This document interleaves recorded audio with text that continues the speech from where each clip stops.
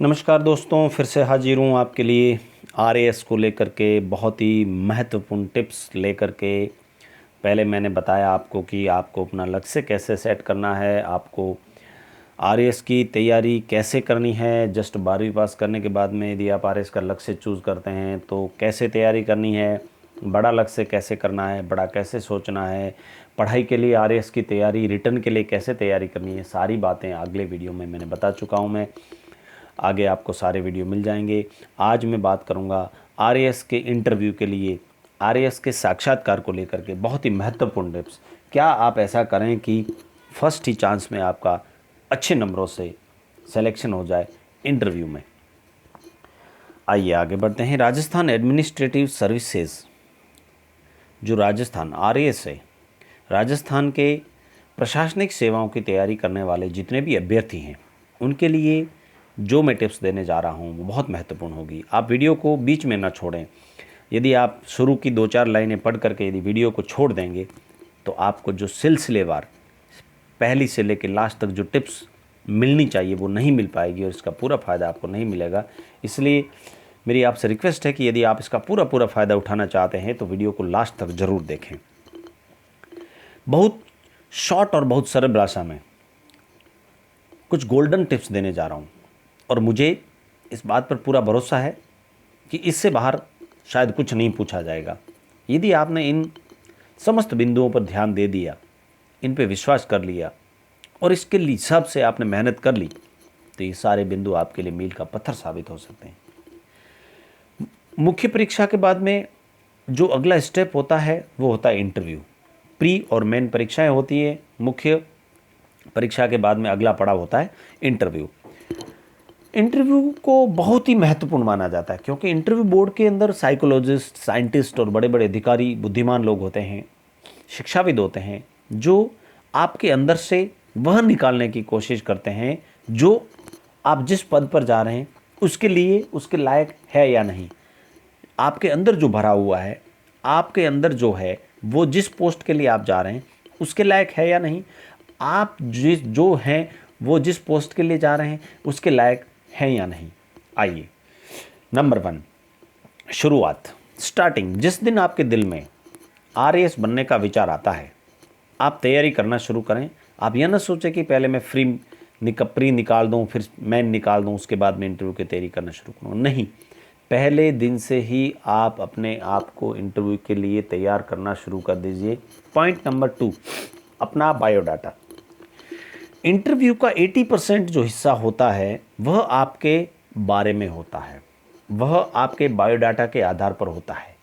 आपकी शिक्षा कहाँ से हुई, किस वर्ष में हुई, कैसी हुई, कितने प्रतिशत, किस क्लास में आए, आप ग्रामीण इलाके से हैं या आप शहरी इलाके से हैं, आपके पढ़ाई के दौरान क्या क्या बाधाएं आई, किस किस तरीके से आपने, किन किन परिस्थितियों में आपने पढ़ाई करी, प्राइमरी कहाँ से करी, माध्यमिक शिक्षा कहाँ से करी, सेकेंडरी कहाँ से करी, सीनियर सेकेंडरी कहाँ से करी, आपने कॉलेज कहाँ से करी, कौन से हॉस्टल में रहते थे, हॉस्टल की क्या परिस्थितियाँ थी, हॉस्टल में समस्याएं आई उनका समाधान कैसे किया, आप इसके लिए कैसे एलिजिबल हैं, ग्रेजुएशन के बाद में एमए क्यों किया।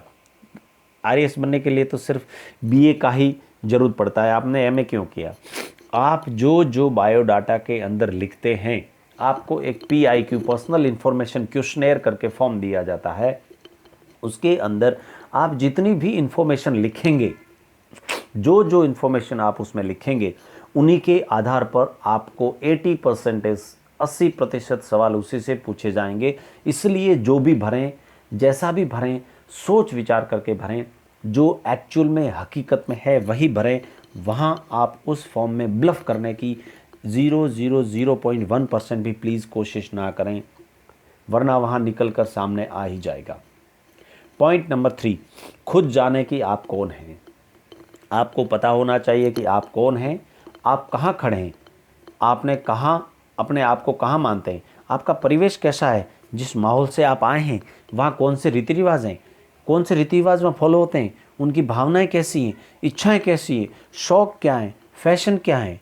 आप अपने आप को बहुत बेहतरीन तरीके से इंटरव्यूअर के सामने पेश करें। वहाँ जाने से पहले आपके सामाजिक कल्चर, ओल्ड कस्टम्स, आपके परिवेश, आपकी सामाजिक मान्यताएं, आपकी धार्मिक मान्यताएं, आपकी पारिवारिक मान्यताएं, इन सभी को लेकर के भी बहुत बढ़िया तरीके से तैयारी करके जाएं। पॉइंट नंबर 4, भावनाओं में ना बहें। एक ऐसा इंटरव्यू देने जा रहे हैं आप जहां पर आपके बारे में सारी चीज़ें निकाल ली जाएगी। आप वहां पहुंच रहे हैं उससे पहले आपने जो क्वेश्चनर भर के दिया था, जो फॉर्म भर के दिया था, उसमें सारी चीज़ें लिख करके दे दी गई हैं और आप उन्हीं चीज़ों को याद में रखकर उत्तर दें। जैसा लिखा है उसी के हिसाब से उत्तर दें। वहाँ भावनाओं में ना बहें, क्योंकि इंटरव्यूअर है, जो इंटरव्यू लेने वाला है, वो बहुत मीठे बोलते हैं, बहुत ही मीठे बोलते हैं, इतने मीठे बोलते हैं कि आप अंदर से, आपने यदि कुछ उसमें झूठा लिखा है तो भी आप वहाँ सच निकाल के दे दोगे इनके सामने। इसलिए अब लास्ट वाले टॉपिक को इसके साथ में मैच करना ज़रूरी होता है कि आप क्वेश्चनर में सच लिखें, क्योंकि यहाँ यदि आपने क्वेश्चनर में कुछ सच झूठ लिख दिया है और इंटरव्यू मीठी मीठी बातें बोल के आपसे सच निकलवा देता है, तो यहाँ दोनों टॉपिक को लेकर के, दोनों बातों को लेकर के कॉन्ट्रडिक्शन आ जाएगा और यहाँ आपके नंबर कटने की संभावनाएं बहुत ज़्यादा बढ़ जाती हैं। इसलिए वो भावनाओं में बहाकर घुमाने की पूरी कोशिश करेंगे, आपको भावनाओं में डुबो देंगे और आपके अंदर से सारी चीज़ें निकालने की पूरी कोशिश करेंगे और आपकी भावनात्मक कमजोरियां हैं वो भी हो सकता है वहाँ खुलकर सामने आ जाए। इसलिए उनकी मीठी मीठी बातों में आकर अपनी भावनाओं पे कंट्रोल करें, जो हकीकत है वही जवाब दें। नंबर 5, बिंदुवार बात करें, topic to topic, point to point, to the point. जब भी आपको कोई सवाल किया जाए आप टू द पॉइंट बात करें। इस बिंदु पर सवाल पूछा गया, जिस बिंदु पर जवाब दें। उधर उधर घुमाने की बिल्कुल कोशिश ना करें। पूछे गए प्रश्नों की सीरीज याद रखें। मान लीजिए आपको 5 प्रश्न एक साथ पूछें, तो आप अपने दिमाग में इतनी शक्ति आपके अंदर होनी चाहिए कि पहला कौन सा, दूसरा कौन सा, तीसरा कौन सा, चौथा कौन सा, 5वां कौन सा पूछा है। अब मैं आपको एक चीज़ बताता हूँ। जैसे आपको कोई सवाल पूछ लिया, आपकी 10वीं कहाँ से हुई, फिर आपने कॉलेज कहाँ से किया, आपके परिवार में कौन कौन है, आपके जिस परिवेश से आप बिलोंग करते हैं वहाँ सामाजिक मान्यताएं वहाँ की क्या क्या हैं, और आपको शादी करनी है तो आप कैसी लड़की चुनेंगे या कैसा लड़का चुनेंगे। ये 5 प्रश्न आपको पूछ दिए। अब आपको इन 5 की सीरीज़ पता होना चाहिए। आपने 10वीं कहाँ से करी, आपने कॉलेज कहाँ से करी, आपके परिवार की धार्मिक मान्यताएं क्या हैं, आप जहाँ रहते हैं वहाँ का परिवेश क्या है, आप लड़का लड़की कैसा चूज़ करेंगे। आप ऐसा नहीं कि 5वां प्रश्न लास्ट में पूछा है और पहले लड़की चूज़ करने या लड़का चूज़ करने का वहाँ पर आप ऑप्शन देने लग जाएँ। पहला प्रश्न पूछा है, पहले जवाब। दूसरी बार जो पूछा, सेकंड टाइम पे पूछा, उसका सेकंड में जवाब। इस तरीके से आप बिंदुवार जवाब दें। यह भी बहुत इम्पोर्टेंट है कि आप किस तरीके से सिलसिलेवार सीरीज़ में जवाब देते हैं। यदि आप 4, 5, 6 सवाल जितने पूछें उनका सिलसिलेवार, टू द पॉइंट। ऐसा नहीं कि आप फालतू की बेमतलब की दुनिया भर की कहानियाँ वहाँ गाने लगते हैं। गांधी जी के बारे में यदि आपको सिर्फ इतना पूछा है कि गांधी जी का जन्म कहाँ हुआ था, तो आपको गांधी जी ने ज़िंदगी में क्या क्या किया वो बताने की कोई ज़रूरत नहीं है, सिर्फ जन्म कहाँ हुआ था वो बताना है। इस तरीके से आप अपना इस चीज़ में बड़ा ध्यान रखें, अपना सामान्य ज्ञान बेहतर रखें। पॉइंट नंबर 6, अपना सामान्य ज्ञान है, जनरल नॉलेज है, उसको बहुत बेहतर रखें। सबसे मुख्य बात होती है कि इंटरव्यू में आपको किसी भी तरीके का कोई भी सवाल सामाजिक, आर्थिक, धार्मिक, राजनीतिक, खेल जगत कहीं से भी उठाकर पूछा जा सकता है। इसलिए आप अखबार को पढ़कर, मासिक पत्रिकाओं को पढ़कर, वार्षिक बुक्स जो होती हैं उनको पढ़ करके अपने सामान्य ज्ञान को लेकर के अप टू डेट रहें। पॉइंट नंबर 7, अपना उत्तर संतुलित रखें। जो भी प्रश्न पूछा जाए आपको, इंटरव्यूअर आपको जो भी पूछता है उसका उत्तर एकदम संतुलित तरीके से दें, एकदम परफेक्ट रखें। जितना पूछा गया उतना ही बताएं, जो पूछा गया वही बताएं, जिससे संबंधित पूछा गया उसी से संबंधित बताएं, दायरा न छोड़ें। मान लीजिए माचिस की तीली के बारे में आपको बात करने के लिए बोला गया, तो आप माचिस की तीली को छोड़ करके जंगल में ना पहुँचें, या शहर में ना पहुँचें, या मूवी हॉल में ना पहुँचें, या दोस्तों की भीड़ में कॉलेज में ना पहुँचें। आप उसी के इर्द गिर्द बात करें। पॉइंट नंबर 8, पता ना है तो ना बोलें। यहाँ ईमानदारी बरतने की बहुत बड़ी ज़रूरत है। आपको हो सकता है वहाँ टोटल मिला करके 100 प्रश्न पूछे जाएं, 100 में से 100 आना जरूरी नहीं है और न किसी को आता। आपको यदि 10 प्रश्न नहीं आते हैं तो आप 10 प्रश्नों के जवाब में ना भी बोल सकते हैं। आपको कोई ऐसी बात पूछी गई है जिसके बारे में आपको बिल्कुल भी पता नहीं है और आप चाहते हैं कि उसका जवाब दें, उस चक्कर में घुमा फिरा के उससे संबंधित उल्टा सीधा जवाब देने की कोशिश बिल्कुल ना करें। आपकी वहाँ पर मार्किंग में काफ़ी फ़र्क पड़ सकता है। यदि आपको सच में उसके बारे में कुछ भी नहीं पता है, आप सीधा सीधा ना दें। यदि आपको 10% पता है तो 10% बता करके आगे ना बोलें। पॉइंट नंबर 9, शांत रहें, मुस्कुराहट के साथ जवाब दें। जब भी आपको कोई भी सवाल किया जाए, जब आप इंटरव्यू के रूम में एंटर करें, जब आपको इंटरव्यू के रूम में बाहर निकल रहे हैं, चेहरे पर ताजगी, मुस्कुराहट बनी रहनी चाहिए, बिल्कुल शांत स्वभाव से। आप बिल्कुल ना सोचें कि सिलेक्शन होगा कि नहीं होगा, उस चीज़ पे बिल्कुल ना जाएं। अपनी मंद आवाज़ के साथ में, अपनी बिल्कुल शांत आवाज़ के साथ में अंदर जाएं, मुस्कुराहट के साथ में अंदर बैठें, मस्त जवाब दें और एकदम हंसते हंसते बाहर निकलें, मुस्कुराते हुए बाहर निकलें। पॉइंट नंबर 10, सवाल को बहुत अच्छी तरह समझें। इस बात पे बड़ा ध्यान रखना है, क्योंकि जब तक आप सवाल को समझेंगे नहीं, तब तक उत्तर किसका देंगे। जब भी आपको सवाल पूछा जाए, आप पूरी कोशिश करें कि सवाल को बहुत ही बारीकी से, अच्छे से सुने, मन लगाकर ध्यान से सुने, ताकि सवाल समझ में आ जाए। और यदि आपको पूरा सवाल समझ में नहीं आता है, तो एक बार यदि नौबत आ भी जाए, तो आप दोबारा सवाल कंफर्म करने के लिए हिचक मत कीजिएगा। वैसे तो यह बहुत बारीकी से देखा जाता है कि एक बार बोलने से बंदा समझ लेता है, मतलब उसको 100% मार्किंग की संभावना बढ़ जाती है। लेकिन फिर भी यदि आपको सवाल समझ में नहीं आता है, तो पूछ लेना चाहिए, उसमें कोई हर्ज नहीं है। पॉइंट नंबर 11, आपका ड्रेस कोड बिल्कुल फॉर्मल में चाहिए। इंटरव्यू चाहे IAS हो, RAS हो, IPS हो, किसी भी तरीके का हो, या मल्टी लेवल कंपनी में आप किसी भी पोस्ट के लिए कोई जा रहे हैं, आप फॉर्मल शर्ट पैंट और ब्लेज़र, ऊपर शानदार ब्लेज़र डाल करके, टाई वगैरह लगा करके, दाढ़ी मूछ हैं तो ट्रिम करवा दीजिए, या फिर दाढ़ी मूछें बनवा दीजिए। यदि लड़कियां हैं, गर्ल्स हैं, आप भी अपने सलवार सूट में या साड़ी पहन करके ब्लेज़र डालना चाहें तो ऊपर ब्लेज़र डाल सकती हैं। टी-शर्ट, जीन्स जो भी पहने, मीन्स न तड़क भड़क वाला हो, फॉर्मल होना चाहिए। लड़का हो चाहे लड़की हो, कोशिश करनी चाहिए कि अपने गले के बटन गले तक बंद हो और एकदम फॉर्मल से फॉर्मल लगना चाहिए।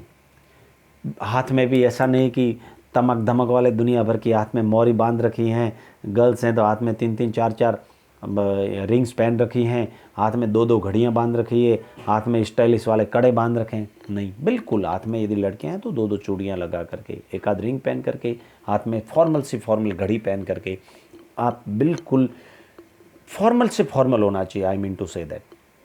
टॉपिक नंबर 12, अपने सारे डॉक्यूमेंट अप टू डेट सजा कर ले जाएं।